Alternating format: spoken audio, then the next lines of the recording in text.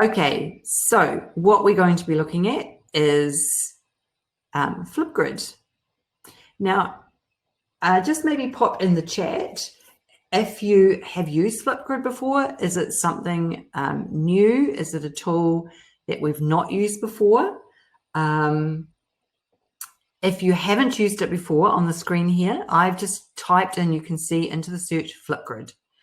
And it will normally be the first one that comes up. And you would just click on Educator Login. You could click on Sign Up, but they'll take you to the same page. If you don't have an account, the Sign Up page will give you the option to sign up. Login will also give you an option if you've not signed up before to sign up. Now, what's really awesome about Flipgrid is that you can sign up with Microsoft. So if you've never signed up before, or if you're logging in, you can just click the button that says Login with Microsoft, and you're straight in, and you're into here. Now, awesome, Janet. Cool, Charmaine. So Janet, if you haven't used it recently, you'll probably notice looking at my screen, it looks slightly different to what it used to be. So a couple of weeks ago, they did a major overhaul of Flipgrid and updated a few things within it. So some of the vocabulary has changed. So this discussion here used to be called groups. Now they've changed the word to discussion. So you'll see down here, sorry, this used to be grids. Now it's groups. So they've just kind of, I'm not quite sure why they've done that, but they have, and they've given it a little bit of a fresher look. So the idea behind Flipgrid is that you create a group. And if you think group is like a folder, so you can see I've got a literacy group, a teacher PD group, a maths group, a lessons group. So each of these groups have activities within them. So if you think group equals folder, it will just kind of help you in your head to get the how the organization of Flipgrid works. When you create a new group, you can choose to make it private or public. So private is only going to be seen within your domain. Public can be seen outside of your domain.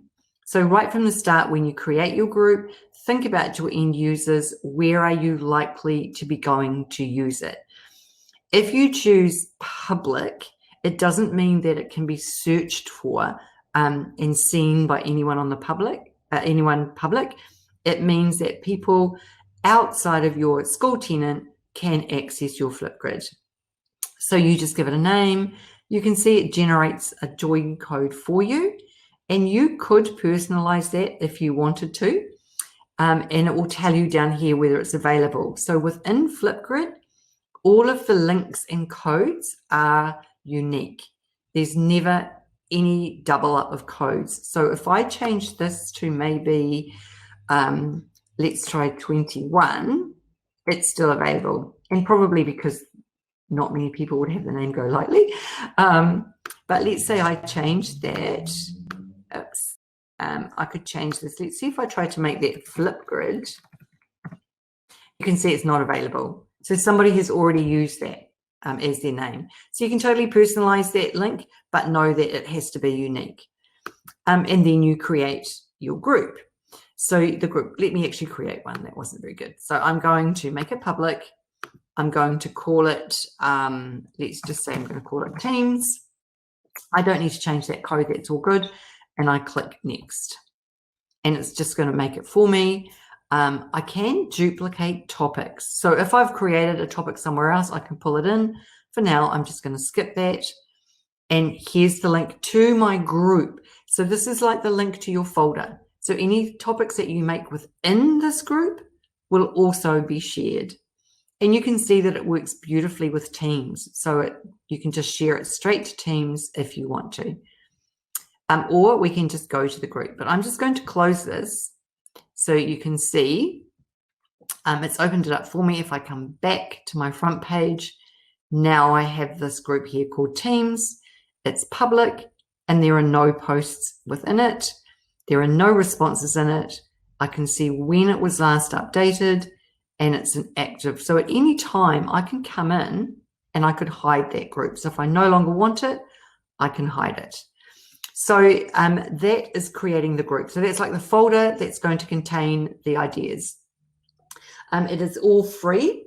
Flipgrid is free for teachers, always will be, was bought by Microsoft last year, and they have said that it will always be free for teachers. You can have as many groups as you want, which is fantastic. So the idea being, Flipgrid is designed as a tool for your students to give video snippets of their learning. So it's a video tool. It's a tool that encourages video literacy in our students. So if you're creating a topic, you would think, what is the purpose of this? So where do I want my students to be oral? I want them to develop oral language. I want them to think about explaining their learning. I want them to think about talking, discussing. Then Flipgrid might be the tool for you to use. And so once I've set that up, I'm going to create a topic for my students.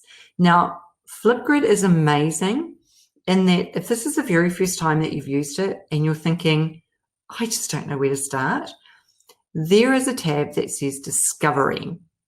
So here at the top, it says Discovery, and Discovery is like your library.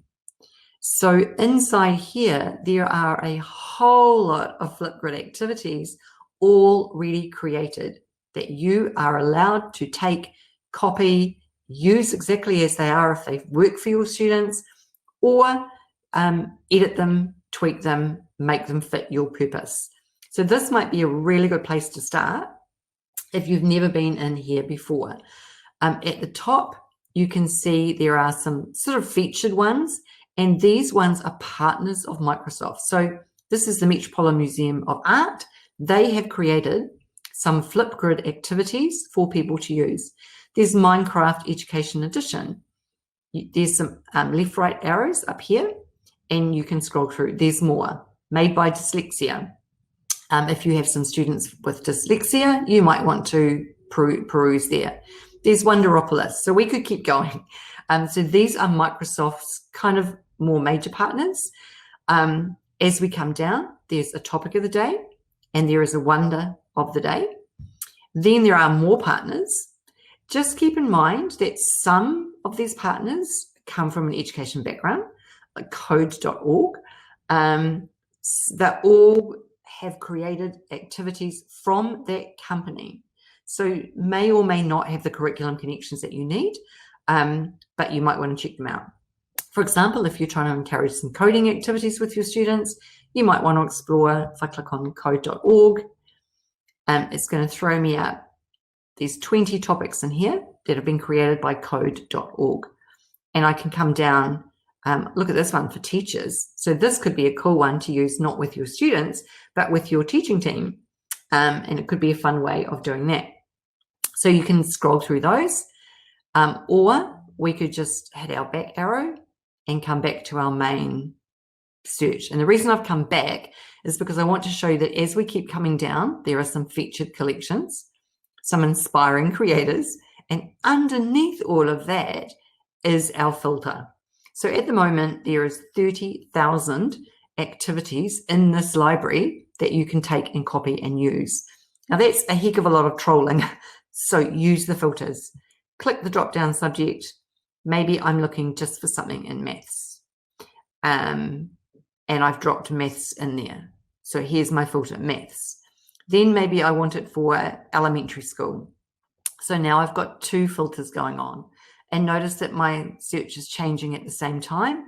And I could even filter a bit more specifically. And maybe I could just put number. Now it's not going to pick up the concept number. It's going to pull out a topic that has the word number in the title. So just do realize that this filter here is a word search. It's not a concept search. So I could put in here, I think there's one. Which one?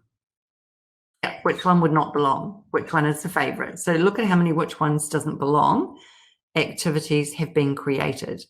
So if you're thinking, oh, this could be a cool maths activity for my students, you could click on that topic and it opens it up. And this is what it looks like for your students. So this is how they would see it. Here is the image they see. These are the instructions for the students. This is, I'll show you the student view in a minute, but you'll just see what the topic looks like, who created it, what age it's aimed at. And if you want to use it, you can save it to your collection. So I've already got a maths collection going here. So I'm going to save it to my maths collection. That is now filled in. It's saved in my collection. I can come back later and use it. Or I can use it now. I can click add to topic. I'm going to add it to a group.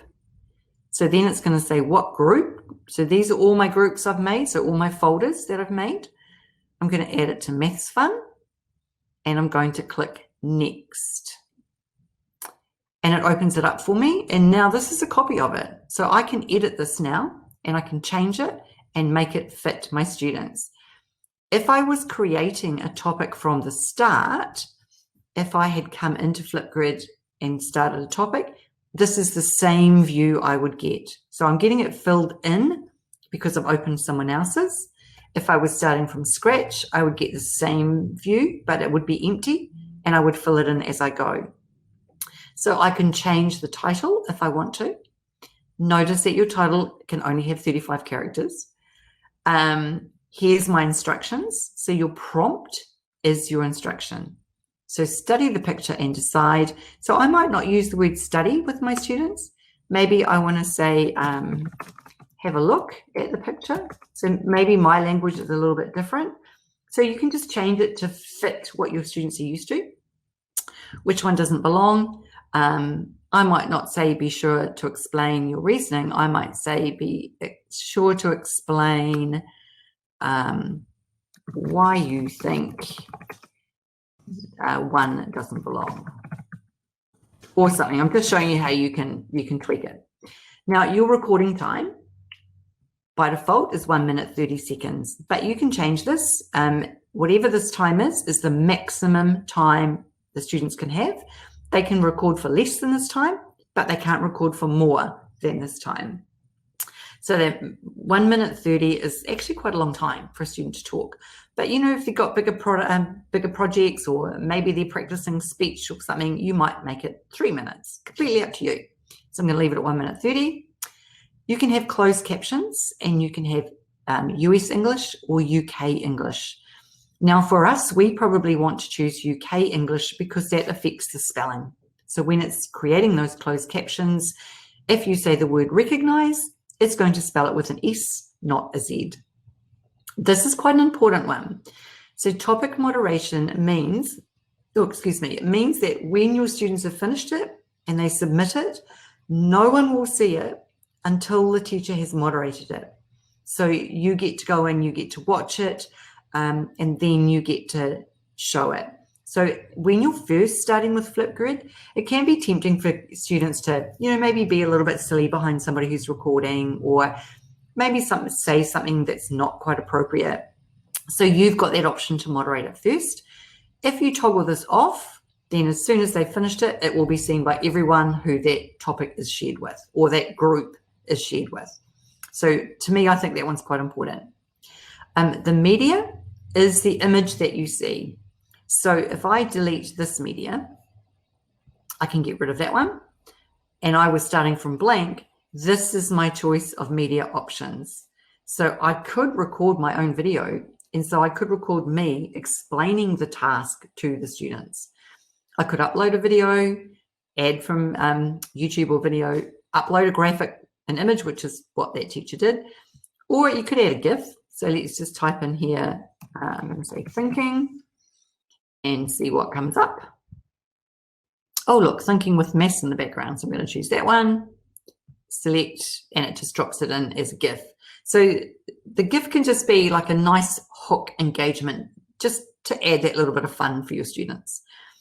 Now, as we go down, we have some more things. So set custom topic access. So select another way for participants to join the topic. So this could be quite handy if you have younger students who don't have their own Gmail. You can add links, and you can put an end date. So it's live now. But you could say in the end date, if I just click on that, gives me calendar, I could put next Friday. If the students haven't done it by then they can't add to it. So up to you whether you want to do that or not. Now down here, this is where I think it's quite important. So notifications, do you as the owner of that group want a notification every time a student posts to it? So it's up to you. You can get them daily, weekly, every time there's a new video posted, or never. So completely up to you how you do this. Some teachers find these email notifications a little bit overwhelming, but again, completely up to you how you do that. This is the important one for me, the likes. So I always turn that off, because if you turn that on, then a student can like another student's video. And then we get into the scenario where we can all see each other's videos on our topic. Mine's been liked 3 times, but someone else's has been liked 6 times. And then I get upset because I've only got 3 likes and they've got 6 likes. It just, especially with younger students. So it just stops any of that problem. And I also turn off view counts for the same reason. Every time somebody views it, it shows a count of how many times that video has been watched. So if mine's been watched 8 times and someone else's has been watched 2 times, then the person who's only been watched 2 times is not going to get upset. So I just turn these 2 off. And in comments, there is now, this is new, a text comment. So you can, as of last week, leave text comments underneath the students' videos. You can also leave video comments. So I would have both of those on. Sticky notes means that the student, when they are recording, has a sticky note and they can add notes to it. And then you can choose the kind of feedback and update your topic. And so now this is how it looks for the students. This is their join code. And so what they can do, I share this code with my students. It takes them to a page that looks just like this. And this is how it is for them. So I love the fact that you can see how it looks from your students' perspective. I also love that Flipgrid has immersive reader built into it. So if you've got students where reading or understanding the instructions might be a bit of a barrier, they can click on the immersive reader button. And what that will do is open up that text inside immersive reader and it will read it to them. Have a look at the picture and decide which one doesn't belong. So you get the idea. If they want to, they can change it to a male voice and they can speed it up or slow it down. If you're not familiar with Immersive Reader, totally would check that out. It has some text preferences where the students can increase the size, change the color in the background. It's got some grammar options where they can turn on nouns, they can turn on syllables. It's got a picture dictionary that will come up. Lots of really cool scaffolding for the literacy side of it. And when they're finished, they just click the top left-hand corner, exit, and they're back. They've listened to the instructions and now they're ready to record this response. So they can click on either of these buttons. So if, Janet, if you haven't been into it for a while, you're probably, this part is looking a little bit different too. They've changed the icon here, but they just click on it. This is a safety step that they've put in place. Sorry, I do have to click sign in with Google because that's what I created my account with. It logs me in and then this is how it looks for them. So it loads the camera. Here's their sticky note. So these are the notes. The notes will not show when they are recording their video. They can pop those away. Here we go. Oh my goodness, pop it away. You get the idea. Down here under effects, this is where all the cool stuff happens. So there's frames. Kids love the breaking news, or they can have kind of like, this might be good for Halloween, lots of different frames. Just in the top left-hand corner is this tiny little back arrow, and that takes them back to all the other tools that they have, where they've got emojis. So this is quite nice for those students who don't want their face to be shown. They could click on an emoji and it will load in a little minute. And when it does, I'll show you what they do with it. In the meantime, they can add text. So lots of different text options. There we go.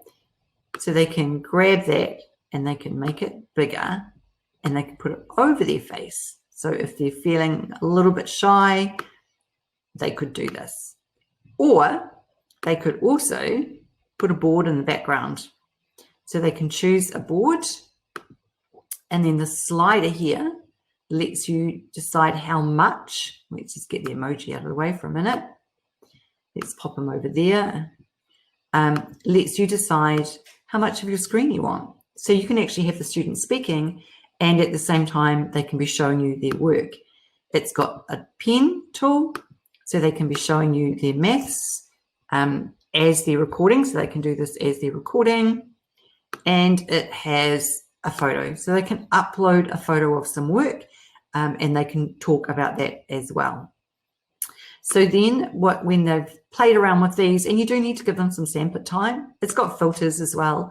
One of these filters is quite good, the pixelation one here. So again, for those students who aren't confident showing their face, they can use the pixelation here. They've got a duotone, so lots of different filters that they can use, or no filter. And then on the left-hand side of your record button, they can also record their screen. So for you as a teacher, you might be making a little screencast quickly, you're showing them how to do something, or they can be recording their screen and talking about it. And when they're ready, they simply press on the record button and you can see it's recording, so they can just talk about their work. They can pull any of these up at the same time as what they're talking, and they can be showing you what they did. They can be showing you where their maths was, talking about it, and finish. And then when they go next, and you stop that, it replays. But here they've got the clip, and so they can actually clip it. They can trim it, sorry. They can delete it, or they can keep on recording. So I could go confirm, and you can stop that. And they can add more. So then they can go back again. They're back in the recording. They can add another snippet. So they don't have to build up the whole thing step by step by step. When they have finished, so it could be 6 little clips, and you can see it. When they've finished completely, they put their name. They can put a link if they want. They give it a title. They can take a selfie. They can upload a photo. We can take a selfie. We can confirm. We can play around with all the tools in our selfie as well. And then once it's created that, they submit it and it uploads it to your topic. Now, because we turned moderation on, so that's complete, there's a QR code that will take you directly to that video. So you could print that QR code, put it on your wall, scan it, and that particular video will play. Now, if I come back here, you can see my video's been submitted, but we can't see it because as the teacher, we said we wanted to moderate it first. So if we come back here now, and if I refresh the page, then we will have that one appear. There it is there. And so it's hidden. So as the teacher, I just click on it, I watch it, and then I can make it active. And you've got this actions button here where you can do all these other things with that video. They can edit it. So mixed tapes is where you can grab a video from one topic and another topic and another topic and put them together in one place. But this is really awesome. They can download it, put it anywhere you want, and share it that way. You can print the QR codes, you can export the data. So much that you can do with it. But just, I guess, the basics of getting started is knowing that you create a group, which is like your folder, and then you go into your folder and you add that topic. Or you can be in your discovery and find a topic that someone else has created and reuse that one to get started. I'm just having a look to see if there are any questions. Now, the other really awesome thing, activity just shows you, like a big picture overview of what's been going on in your account. The mixtapes is where you can take a video from one topic or one group and put them together. So it could be that you've got a student who's got a video in your literacy group and in your maths group, and you want to take just one out of maths, one out of literacy, and put them together and share just those two videos with the parent. So you can create this mixtape and you can share that. And so what this link does is, if we copy this link and we paste it, then it's going to take me just to this, where I've just got some examples of 3 little videos that were taken from other places and stitched together. And I can play this, and it will play those 3 videos. So that's what mixtape does. And shorts is yours as the teacher. So your students don't have shorts. So shorts is the video tool, but for your students to access the video tool, they have to click a topic link and answer a specific question. For you as the teacher, you've got the recorder video, which is exactly those same tools that we just looked at, but you can create videos yourself. So I guess the idea behind shorts was for the teacher to be able to create maybe a quick tutorial video, or maybe you want to create a video of yourself giving some instructions or demonstrating how to do something. So you can come into my shorts, you can click record a video, and you've got all those same tools that the kids have got when they choose to respond. No questions. I'm just checking we haven't got any. So that is Flipgrid 101 really quickly. There is a Flipgrid blog where they have a huge amount of teacher support. There's a Flipgrid Facebook page. At the moment, there's a Flipgrid competition running. They have Grid Pals, where if you're interested in connecting your class with a class somewhere else in the world, you can come to the map here. And if I zoom in, all of these green pluses are teachers who have added their name down here to the Grid Pal. And so it's showing you where in the world there are other teachers who are keen to connect with classes in a different part of the world. You can see that they're kind of clustered pretty much around America. There's a couple out here. There are 2 in New Zealand. Can I just get the map? Oops, get the map to move. There we go. Oops, the New Zealand ones have disappeared. But there were 2 last time I looked in New Zealand. And if you click on the little Grid Pal plus here, it will pop up who that teacher is and what level they teach. Oops, it's still loading. There we go. So it just shows you their name, it shows you where they teach, and it shows you the subjects that they're interested in. And if you're interested, then you can make a connection with that teacher, or you can scroll and search down here. So that's the idea of Grid Pals. And then, of course, the idea behind this is that you're not reliant on time zones. So if you're wanting to connect with teachers in other parts of the world or classes in other parts of the world, you can create a topic. Your kids can all add a little video to it. The class on the other side of the world can be watching their video in their own time zone, and then they can be leaving you video responses. It's a really cool way to be able to connect with other classes around the world as well. So that is pretty much Flipgrid 101. Thinking about when you would use it. So if you want your students to be able to develop video literacy, if you want them to be able to show what they know by uploading something and talking to it, if you want them to develop oral literacy. I was in a class the other day where a teacher gets the students to take a photo once a week on their reading tumble. They take a photo of their favorite page, they upload that photo into Flipgrid, and they record themselves reading that page. As they're reading it, they might highlight 5 nouns or whatever the focus is for that week, and then they also say why they liked that page. And she has a oral reading group. And inside that group, she created a topic for each student. So each one of these topics is the student's name. She just duplicated the topic and changed the student's name. And then what that means is that student then has 10 weeks of videos in a row, and they can hopefully hear the increase in fluency from week 1 across to week 10, and then carrying on the following term and the following term. So they get this lovely overall picture of their reading oral language, with other focuses thrown in depending on what the focus is for the week. So lots of different ways that you can use Flipgrid. But if you haven't been in there before, totally jump in, have a play. Definitely check out this Discovery Library, because and when I saved that one, here's my collections here.